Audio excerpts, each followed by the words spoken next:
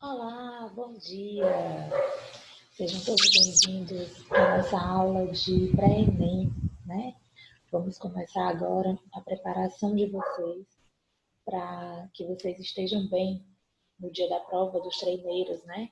Quem vai fazer para tentar testar os seus conhecimentos. Professora Bárbara, para os alunos que já me conhecem, para os meus queridos, né, do primeiro ano e primeira série do ensino médio.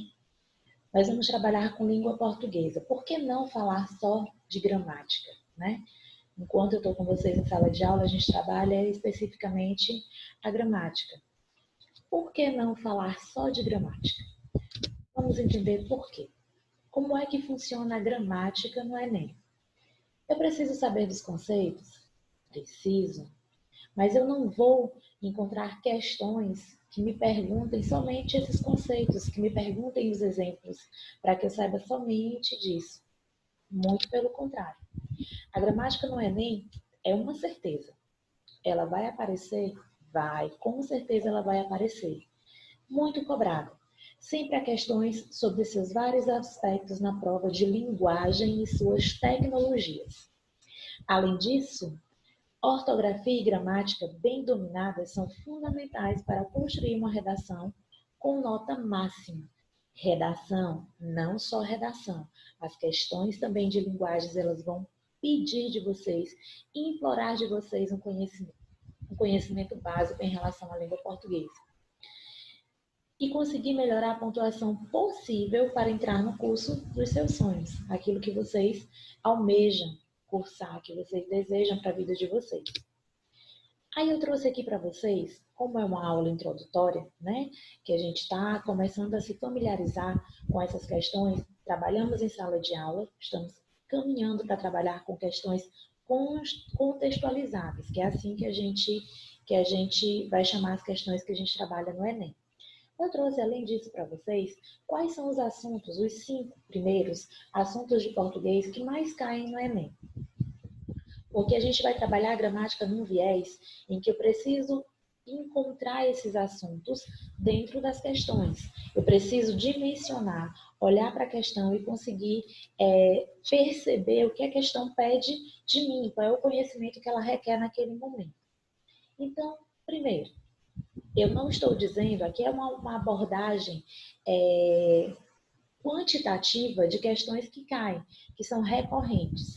Mas pode ser para mais, pode ser para menos. Mais questões de interpretação, mais questões que vão estar voltadas para análise de imagens, mas sempre vão ter essas que são mais recorrentes. Então, interpretação de texto. Eu preciso ter um conhecimento de mundo em relação àquilo que eu faço de leitura, a tudo que está acontecendo ao meu redor, a atualidades, a ter um repertório de vocabulário para que eu consiga entender o que o texto quer me passar. Então, eu tenho aqui, interpretação de textos, questões com interpretação de textos são presentes em todas as áreas do conhecimento na prova do Enem. Não somente na de linguagem, mas como nós temos questões contextualizadas, a gente sempre vai ter que interpretar um texto. Muitas vezes, atenção para isso daqui. Muitas vezes, o próprio enunciado de uma questão possui a informação necessária para respondê-la. Muitas vezes, a gente não tem atenção para a leitura, porque a gente vai direto para a questão, olhar direto para o que ela está me pedindo. Enquanto no enunciado que antecede essa questão, eu posso perfeitamente ter sinais do que eu tenho que responder, o que eu tenho que dizer. Outras vezes, o entendimento de gráficos, aí a gente vai trazendo assim questões, parece muito com geografia, parece muito com biologia, intertextualidade. É outra questão que a gente vai trabalhar ao longo de nossas aulas. Intertexto, a gente vai trabalhar com assuntos que são interdisciplinar. A minha área, a área de língua portuguesa, muito bem misturada com geografia, com biologia, com filosofia. Outras vezes, o entendimento de gráficos, infográficos e figuras em geral é fundamental para a resposta. O que o Enem quer da gente? Atenção.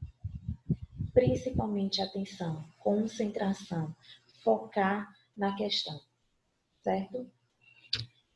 Depois, estrutura textual e análise de discurso.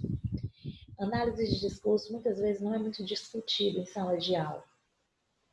O viés do entendimento, para a gente perceber o que o locutor quer passar para o interlocutor, muitas vezes ele passa despercebido. Eu posicionar a situação ao que eu quero dizer, a uma construção da minha fala, tudo isso leva a um entendimento diferenciado. E eu preciso certamente estar apto a fazer esse tipo de leitura e analisar o que a pessoa quer me dizer, como ela quer me dizer, a situação em que ela está me dizendo determinada coisa. Tudo isso vai levar a outras questões que são as variações linguísticas, aos diferentes tipos de falar. Isso eu já trabalhei com os meus alunos, eu trabalho com vocês em sala de aula, eu digo, olha, não coloquem a questão do errado, mas do desvio, das diferenças, das situações em que cada fala acontece. A análise do discurso visa compreender a estrutura textual e, a partir disso, entender a construção do texto.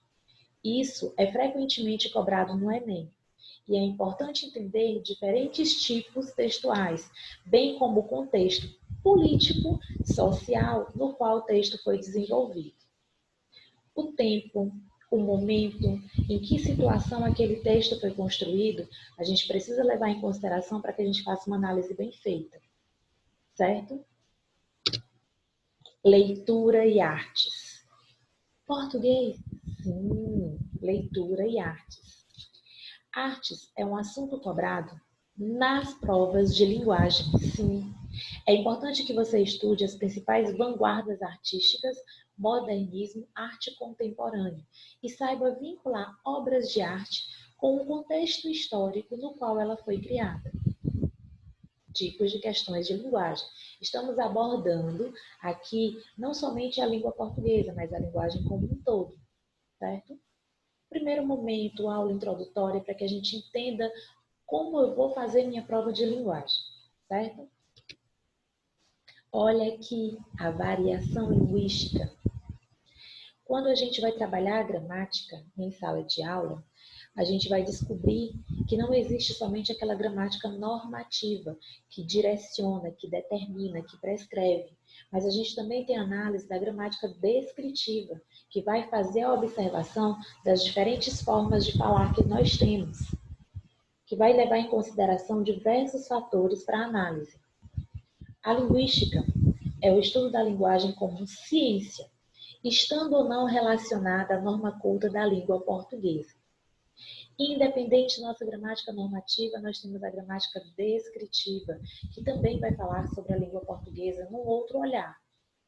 O português do Brasil é um idioma rico em variedades, vocabulários específicos e variantes linguísticas. Existem em cada grupo social e estado do Brasil. Olha o tamanho do nosso país. Olha as diferentes características de pessoas, classes sociais, as que frequentaram escola e as que não frequentaram, os regionalismos, os grupos sociais principalmente.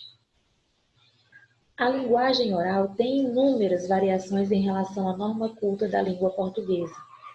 Elas fazem com que o discurso seja adequado a um público específico e são um assunto importante para o Enem. Muito importante.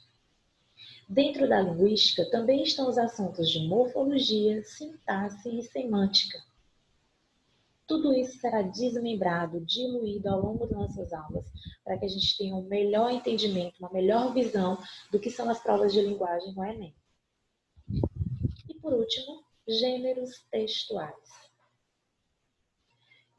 Inúmeros, variados, né?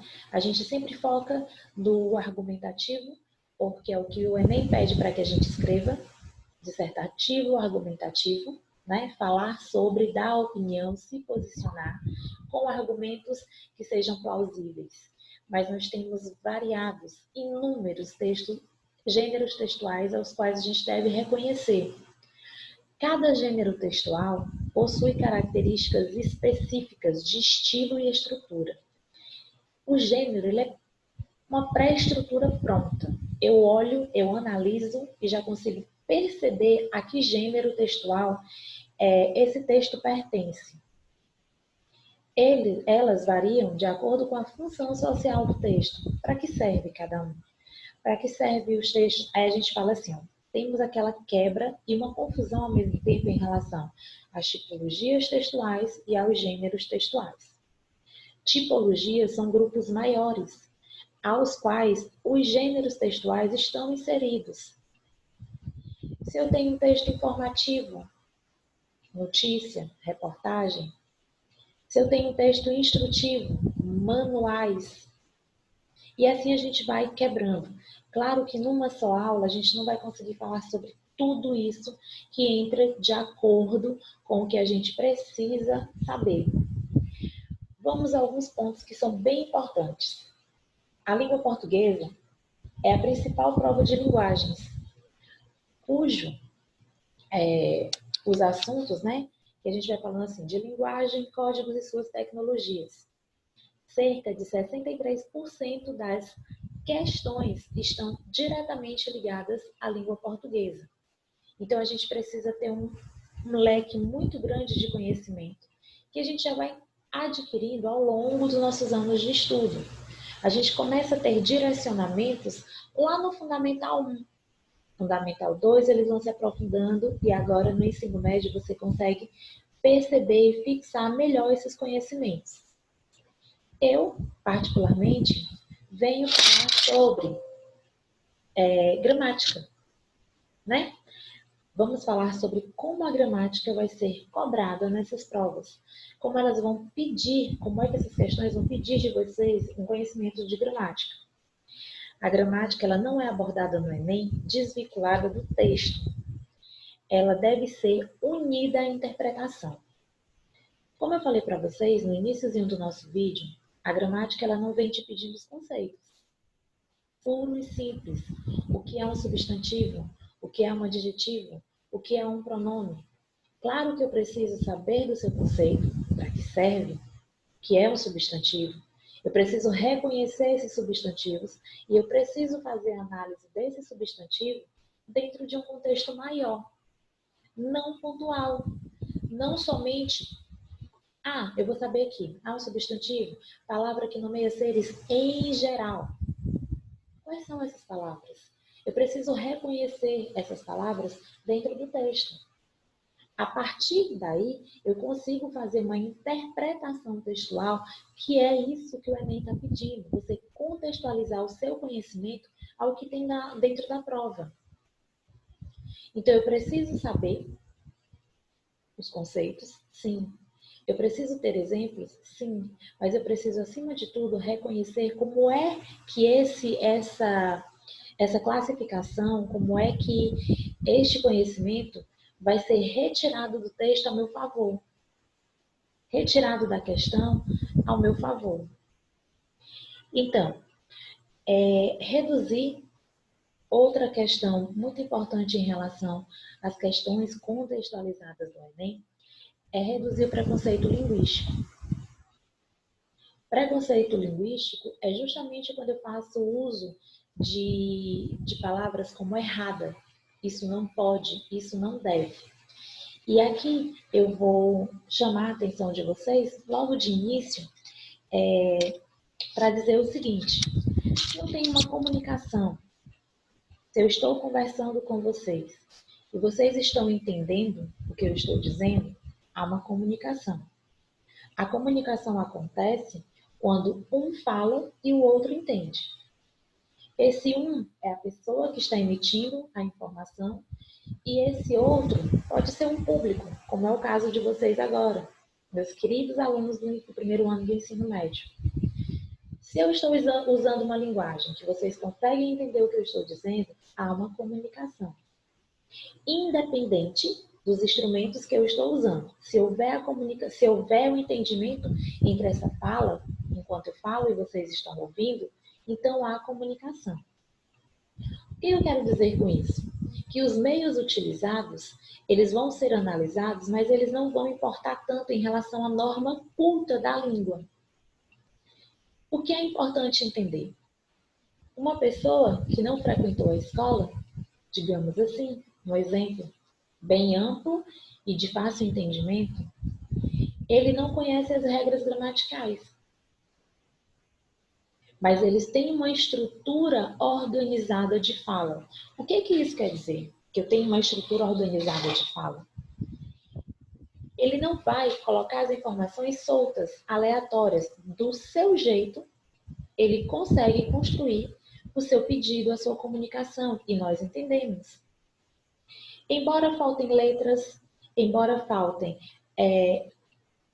o conhecimento específico da gramática, ele tem uma estrutura organizada. Eu quero água. Se ele vai pedir água, ele não vai dizer quero eu água. Do jeito dele, né? Ele vai conseguir se comunicar. Então aqui a gente tem que tirar da nossa mente esse preconceito linguístico em dizer que pessoa tal fala errado. Dependendo da situação, do contexto, do que ele está vindo para a gente, ele tem esse modo de falar na situação dele pelas várias circunstâncias que ele vive. Assim como os grupos sociais são diferentes. Cada um tem o seu modo de falar, de se expressar. Claro que em algumas situações a gente não consegue entender. Por exemplo, grupos sociais, porque eles têm um modo de falar que é próprio. Dentro do contexto de fala, a gente consegue perceber o que eles querem dizer. Onde eu percebo muito isso? Grupos sociais como skatistas, das manobras, porque eles têm técnicas, digamos assim, para falar sobre o que eles fazem. Assim como os médicos têm o seu jeito de falar por conta da profissão, pelos procedimentos que eles trabalham todos os dias. Pessoas da área do direito também, isso são os grupos sociais. As pessoas da área do direito vão falar muitas palavras em latim, que nós, leigos, talvez não entendemos estritamente o que aquela palavra em latim está querendo passar para a gente. Mas dentro do contexto geral, a gente consegue, às vezes, abstrair e entender. Abstrair o que a gente precisa saber. Certo? Então, outra coisa importante, antes da gente começar a nossa aula propriamente dita, outra coisa bastante importante. Eu preciso focar no texto. Ali naquele texto, ele vai trazer as informações necessárias para que a gente consiga fazer uma análise correta da questão.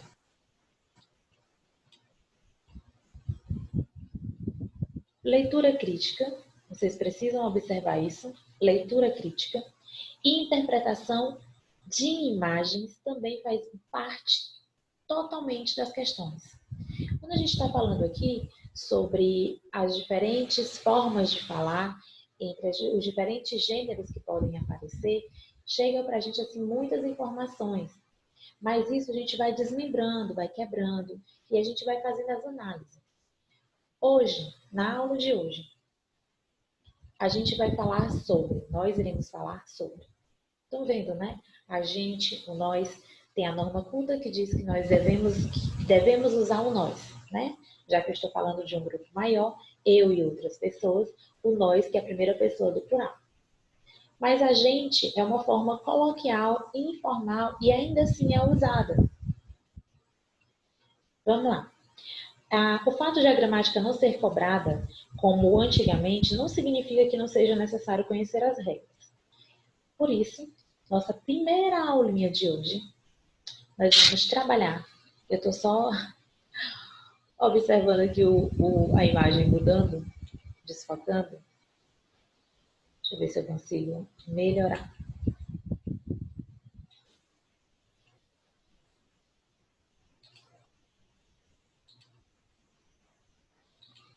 Prontinho. Vamos dar início à nossa primeira análise de questões. Primeiro a gente vai falar sobre o assunto. Vamos ter um esqueminha assim. Primeiro assunto, Depois, questões vinculadas à área de conhecimento, ao que a gente precisa entender da questão, o que ela pede, qual é o conhecimento primordial. E a gente resolve as questões fazendo análise de uma por uma. Primeiro, o nosso assunto, que deverá ser trabalhado hoje. Deixa eu só passar aqui. Figuras de linguagem. Por que a escolha de figuras de linguagem? Porque numa análise mais profunda das questões que a gente precisa trabalhar, a gente vai observando que nem tudo é dito de forma literal. Nós temos a linguagem no sentido literal e no sentido conotativo. Conotativo e denotativo, né? O literal é o sentido denotativo, que é o Dzinho de dicionário. Quando ela tem um sentido real. Nem sempre a gente vai encontrar uma fala que seja direta, clara e objetiva. Principalmente quando tivermos questões que vão analisar textos literários, por exemplo, onde o autor usa de toda a sua imaginação para trabalhar as questões. Quando eu vou escrever um texto poético, por exemplo, eu posso usar, né, o eu lírico, como a gente trata a expressividade do texto, ele vai usar artimanhas, artifícios para expor todo o seu sentimento. Quando a gente fala de sentimento, principalmente, é muito subjetivo. O que é um sentimento para mim pode não ser para o outro. Então, isso é passível de diversas interpretações. E aí a gente vai trabalhar com as figuras de linguagem, porque as figuras de linguagem, elas vão adentrar em vários gêneros. Seja num texto poético, né, que é no caso de um poema, numa charge, numa tirinha, ou numa crônica, ou num conto. Então, as figuras de linguagem, elas são importantes para que a gente faça análise de diversos gêneros textuais. É um assunto que, belezinha, quando a gente abre a mente para esses conhecimentos. Nós temos vários tipos de figuras de linguagem, de sons, de sentidos, e hoje a gente vai só adentrar esse conteúdo, certo? Porque ele é um pouquinho extenso e quando a gente for trabalhar, a gente vai trabalhar as principais, as que são mais pedidas, mais cobradas durante essas respostas de questões. Então vamos falar um pouquinho sobre figuras de linguagem. São formas de expressão que destoam da linguagem comum ou denotativa. Comum ou denotativa. E aqui eu chamo a atenção de vocês para esse Dzinho aqui, ó. Esse Dzinho aqui, que eu posso dizer que significa quando é uma linguagem de acordo com o dicionário. Aqui, ó. Dzinho de dicionário. Vou colocar aqui só esse espaçozinho, depois eu tiro, porque ele vai ficar na frente das outras informações. Então, se eu digo isso, eu já sei que é o sentido real, literal, daquilo que eu preciso dizer. Elas, as figuras de linguagem, dão ao texto um significado que vai além do sentido literal. E esse sentido literal, eu estou falando de... Aqui, ó. Deixa eu abrir aqui a minha caixinha.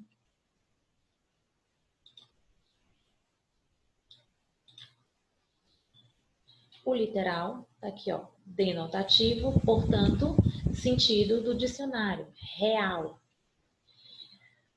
Não permitindo uma plurissignificação do enunciado. Olha aqui, ó. Plurissignificação. Então, eu vou quebrar aqui essa palavra e a gente vai entender. Pluri, plural, vários. Significados. Significados, sentidos diferentes. Eu posso direcionar, dependendo daquilo que eu entendo do texto, um sentido para ele. Por isso que ele é muito importante dentro das análises que a gente precisa fazer das figuras de linguagem dentro das provas de linguagem. Porque se eu tenho que trabalhar o texto, o enunciado, eu preciso ter o viés de interpretação. Eu preciso olhar para esse texto como um todo e perceber que esse texto, se ele for um texto informativo, ele é objetivo, ele é claro. A linguagem dele vai ser uma linguagem no sentido literal, real.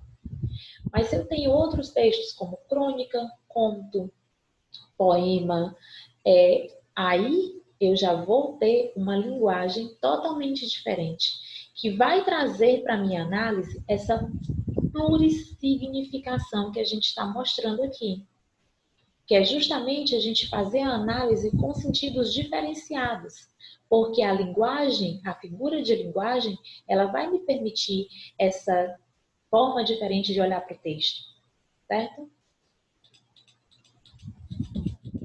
Aí eu tenho um exemplo logo aqui embaixo. Fabiano, observe, Fabiano tem muita cara de pau em aparecer aqui depois de tudo que ele me fez. Olha essa expressão cara de pau. Aqui a gente está colocando um exemplo simples para que o entendimento inicial seja mais fácil. Fabiano tem muita cara de pau. Isso quer dizer que ele tem uma cara de madeira, literalmente uma cara de madeira, de compensado, ou de madeira nobre? Ou quer dizer que ele não tem um pingo de vergonha por tudo que ele fez e ainda assim aparecer? Ou é isso aqui, ó. Essa escultura que a gente está vendo aqui, ó. Ele tem essa carinha aqui, ó, de madeira talhada, como tem nessa escultura. É isso que a gente está querendo dizer? Não. O que a gente está querendo dizer é que ele não tem vergonha por tudo que ele aprontou, por tudo que ele fez, e ainda assim ele aparecer do nada.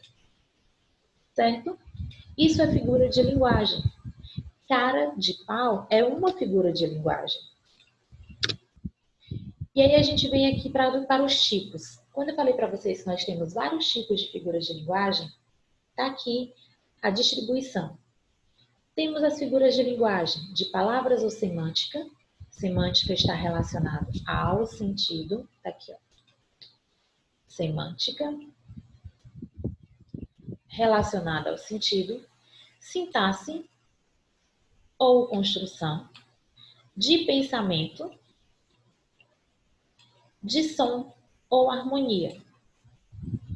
Como nós estamos abrindo essas informações, agora, dentro dessas tipologias que tem aqui de figuras de linguagem, que são os tipos, né, a distribuição delas, nós temos vários exemplos.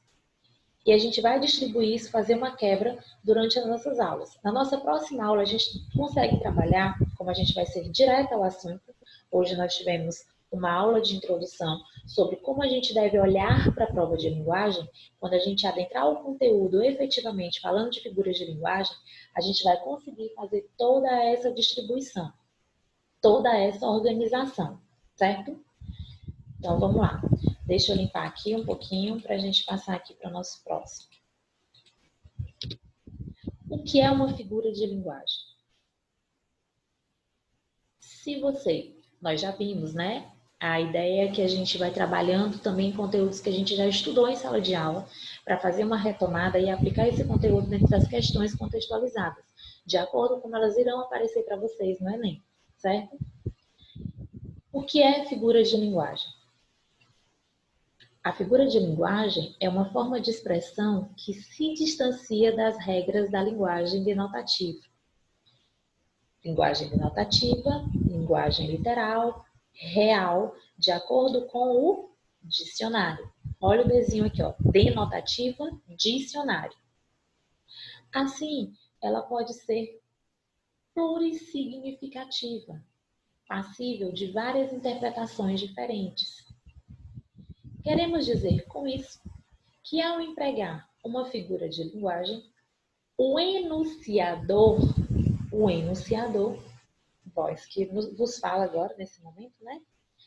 Possibilita uma interpretação para o seu enunciado, que extrapola, que ultrapassa o sentido original. Quando eu uso uma figura de linguagem dentro de um texto, como uma crônica, eu trago para esse texto uma riqueza de detalhes, de informações que estão vistas além, que podem ser vistas além do texto. Por isso que é de grande importância que eu consiga reconhecer essas figuras de linguagem e que eu preciso também reconhecer a finalidade do texto. Quando a gente está falando de interpretação textual, de intertextualidade, de gêneros textuais, vários contextos precisam ser analisados. Este, associado a uma leitura literal dos fatos, isto é, não interpretativa. A interpretação, aí a gente precisa falar um pouquinho entre interpretar e compreender, né? Eu compreendo o que o texto está dizendo, que é o que está dito, né? Eu compreendo as informações, eu decodifico as informações do texto, mas depois de decodificar, que é compreender o que está dito, eu preciso ir além, extrapolar. E é quando entra as figuras de linguagem na construção do texto. Olhem para cá. Observem essa oração. A pedra chorou de tristeza. A pedra chorou de tristeza. Aí eu encontrei a imagenzinha aqui, ó, da pedra chorando. Aqui, eu tenho sentido literal, denotativo, ou eu tenho uma figura de linguagem? Nós todos conhecemos uma pedra. Sim? Sim, todos conhecemos uma pedra que não tem a capacidade de chorar. Por ser um ser inanimado, por não ter olhos, por vários outros fatores, a pedra não chora. Então isso aqui não é uma linguagem literal, não é um sentido denotativo. Aqui eu tenho uma figura de linguagem, a pedra chorou de tristeza. Quando a gente fala assim, ó, eu estou morrendo de fome. Claro, óbvio que pessoas morrem de fome. Em outros lugares, em vários lugares, na verdade, né? Que não é, talvez não seja uma realidade próxima da nossa, mas isso acontece. Mas quando eu digo, eu, particularmente falando, quando eu digo eu estou morrendo de fome, eu estou usando uma figura de linguagem. Eu estou exagerando, que a gente vai ver mais tarde que eu tenho uma hipérbole. Eu estou aumentando o grau da minha fome, dramatizando. Nós usamos as figuras de linguagem muitas vezes sem nem perceber, porque nós não estamos preocupados ou atentos a isso na hora da fala. Quando eu digo, ela chorou um mar de lágrimas. Embora tenha chorado bastante, um mar de lágrimas é muita água, um mar é muita coisa. Exagero. Ou quando eu digo, você está faltando com a verdade. Falar que alguém está faltando com a verdade é chamar essa pessoa de mentirosa de uma forma menos agressiva. E aí a gente tem outra figura de linguagem, eufemismo. As crianças, quando estão falando, contando uma historinha, e aí eu fiz, e aí eu disse, e aí eu caí, e aí. Esse e aí, só aqui nessa colocação de uma criança, eu posso perceber duas figuras de linguagem diferentes. Eu tenho i sendo repetido, eu poderia falar que eu tenho polissíndeto. No polissíndeto, eu tenho a repetição das conjunções. que vão ligar a história. E aí eu posso dizer que eu tenho uma anáfora, que é a repetição de expressões em partes do texto.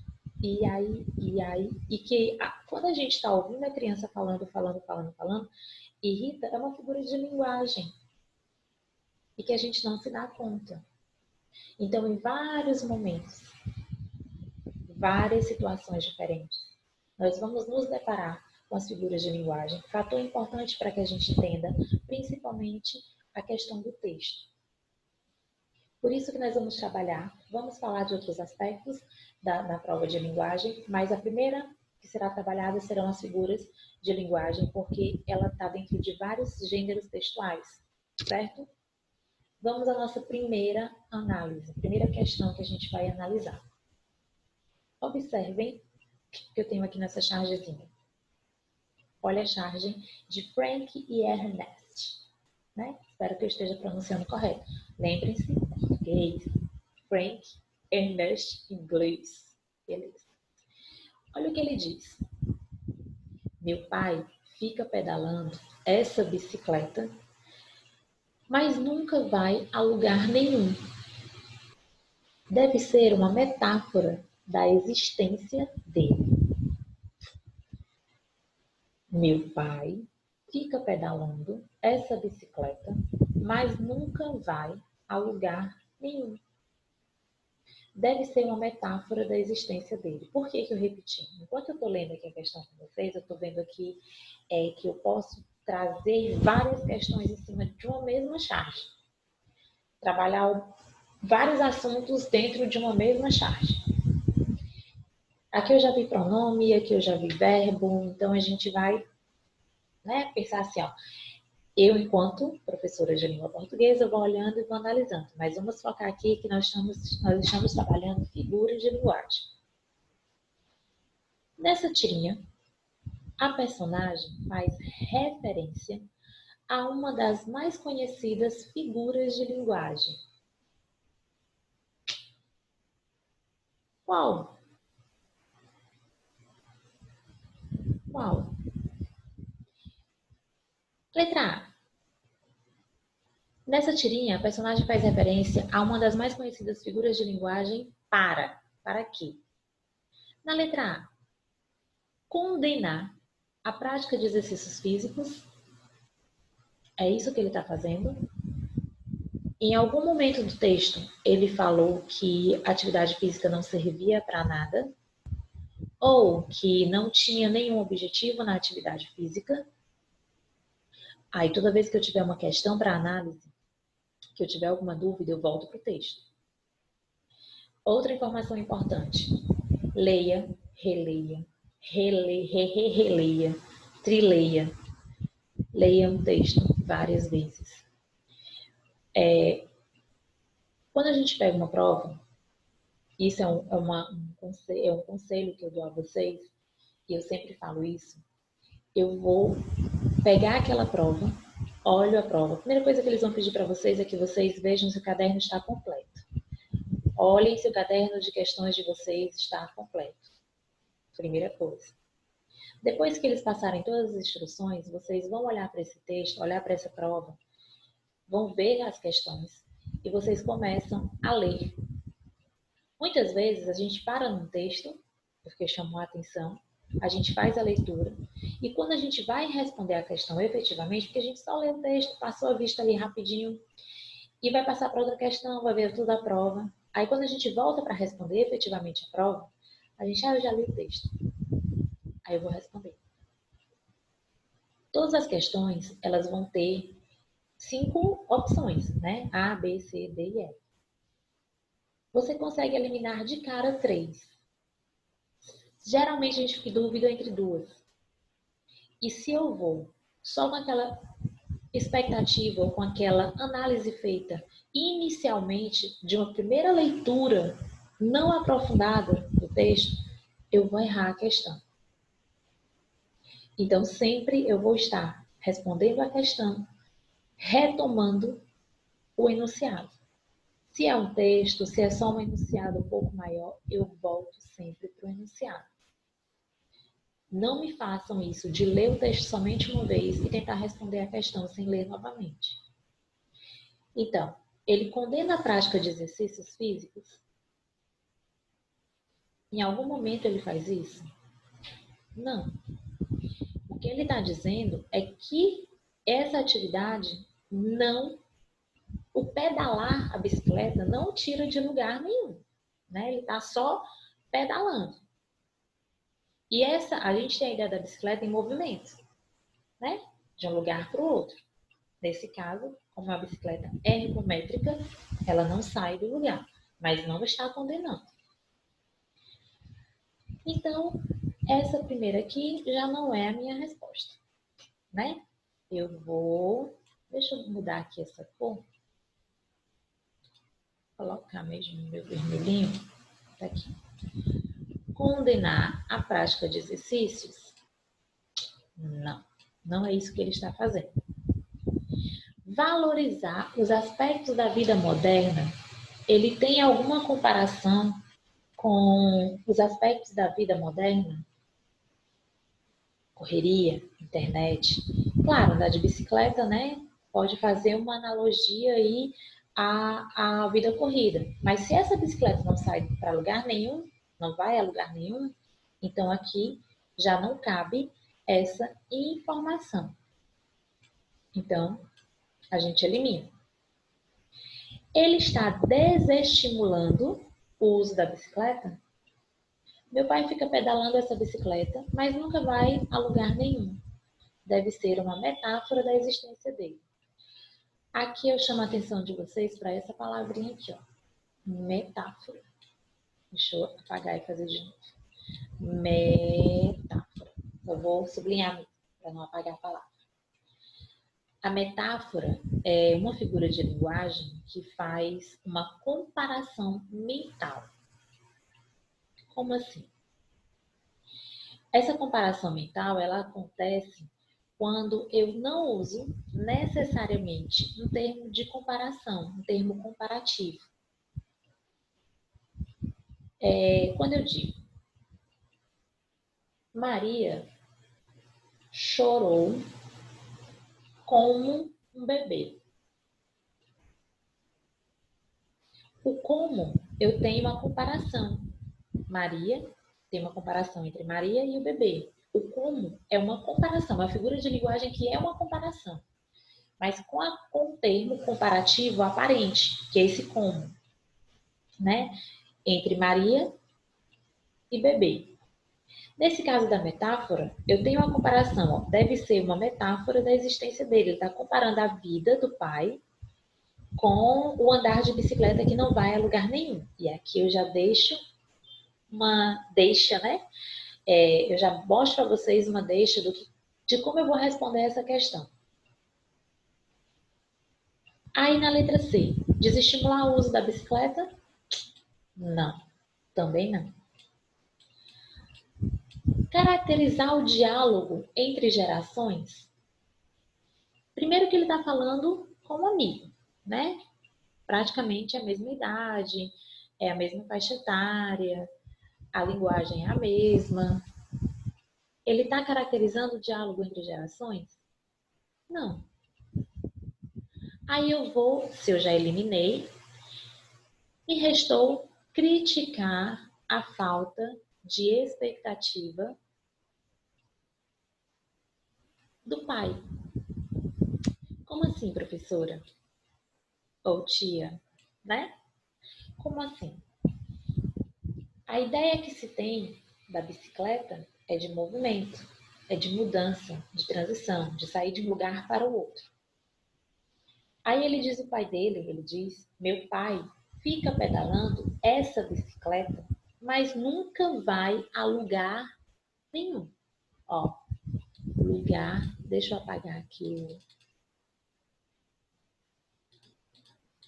Eu volto para colocar. Daqui, metáfora. Meu pai fica pedalando essa bicicleta, mas nunca vai a lugar nenhum. Primeira oração. Primeira informação dada e concluída. Aí ele faz uma retomada. do que ele disse aqui, ó. Deve ser uma metáfora da existência dele. O que ele quis dizer? A existência dele quem? A existência dele, meu pai.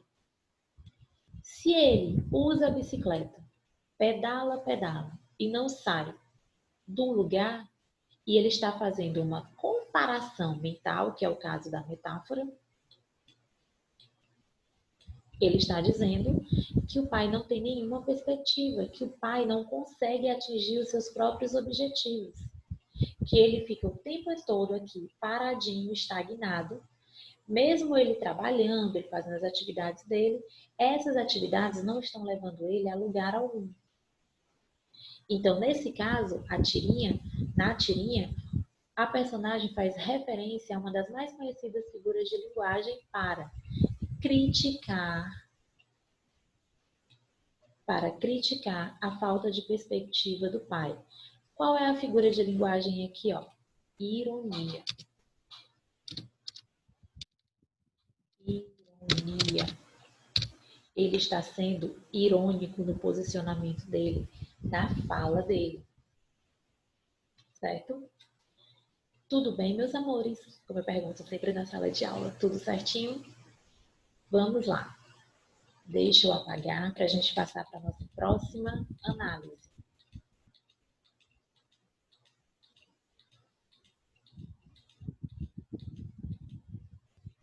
Fechou? Olhem este poema. Eu trouxe Drummond para adocicar, né? Para a gente fazer uma análisezinha bonitinha. Cidade grande. Que beleza, Montes Claros. Como cresceu Montes Claros. Quanta indústria em Montes Claros. Montes Claros cresceu tanto, ficou urbe, tão notória.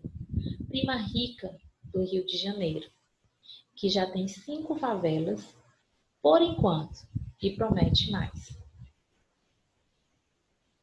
Que beleza, Montes Claros! Como cresceu Montes Claros!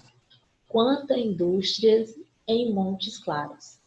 Montes Claros cresceu tanto, ficou urbe, tão notória, prima rica do Rio de Janeiro, que já tem 5 favelas, por enquanto, e promete mais. Entre os recursos expressivos empregados no texto, destaca-se a... Aí eu vou usar essa ideia para falar para vocês sobre metalinguagem. Sobre o que a gente pode encontrar no texto para análise. A metalinguagem, ela é usada para explicar o código através de um código. O que isso quer dizer? Quando eu uso um poema, por exemplo, quando eu uso uma estrutura de gênero, no caso um poema, para explicar como se fazer um poema, eu estou usando a metalinguagem. Eu uso um gênero para explicar o gênero, certo? Que consiste em fazer a linguagem referir-se à própria linguagem. Aí eu trago esse exemplo para vocês. Deixa eu ver se eu consigo escrever aqui. Muito bem. Então, quando eu tenho um poeminha que eu vou falar como eu devo escrever um poema, descrevendo como se escreve um poema, eu tenho uma linguagem. Nesse caso aqui, entre os recursos expressivos empregados, existe a metalinguagem, ele está explicando aqui como ele escreveu esse poema para falar de Montes Claros. Não, ele não entra. Não é isso. Quando é que eu tenho intertexto? Quando é que eu tenho intertexto? Intertexto, eu tenho o cruzamento de gêneros textuais diferentes para fazer análise de um texto, para falar sobre um texto. Nesse caso, ele está usando só um poema falando de 2 cidades diferentes, né? Porque a gente tem o Rio de Janeiro, que é o município capital, e o Rio de Janeiro, que é o estado, né? Montes Claros também é um município do Rio de Janeiro. Então, intertextualidade é quando eu tenho um cruzamento de 2 textos e eu preciso ter o conhecimento prévio para que eu encontre essa informação no texto, para que eu saiba que esse texto que eu estou lendo aqui faz referência a um outro texto, a uma outra história, de um outro lugar, mas que vai fazer uma ligação com esse texto que eu estou vendo agora. Não é o caso desse aqui. Agora eu tenho ironia, que consiste em dizer o contrário do que se pensa com a intenção crítica. E aí? Eu guardo essa informação. Vou guardar aqui. Denotação. Caracterizada pelo uso das palavras em seu sentido próprio e objetivo. A gente está falando de um poema. Quando a gente fala de um poema, muito dificilmente a gente vai estar falando de linguagem de dicionário. Nós vamos estar trabalhando com a conotação, com o texto que eu tenho a possibilidade da plurissignificação, que era o que a gente estava falando agora há pouco, certo? Então, não se trata de uma denotação. Denotação, que é dicionário, não, é conotação, certo? Prosopopeia ou personificação. Aqui eu tenho o nome prosopopeia e tá aqui personificar, tudo junto, né? Mas eu posso encontrar dessas duas maneiras essa figura de linguagem, que consiste em dar características de seres humanos a seres inanimados. Como a gente fez com o exemplo da pedra, por exemplo. A pedra chorou de tristeza, a gente personificou a pedra, deu a ela características humanas, que é o poder de chorar. Aqui eu falo sobre isso? Não. Então, não é essa. O que me restou? Letra C. Onde é que eu encontro essa ironia? Ela está falando de Montes Claros, que a cidade cresceu tanto que ela é parente do Rio de Janeiro. E o Rio de Janeiro? Ó, 5 favelas. Por enquanto, ela está tentando se equiparar a uma cidade grande. E com esse crescimento desordenado, são vários os problemas que estão acontecendo com Montes Claros, se equiparando ao Rio de Janeiro. É uma crítica ao crescimento desordenado. E quando eu estou falando de crítica e colocando num poema como se fosse uma coisinha bonitinha, eu estou ironizando. Então, fecha para mim a questão C, a opção C.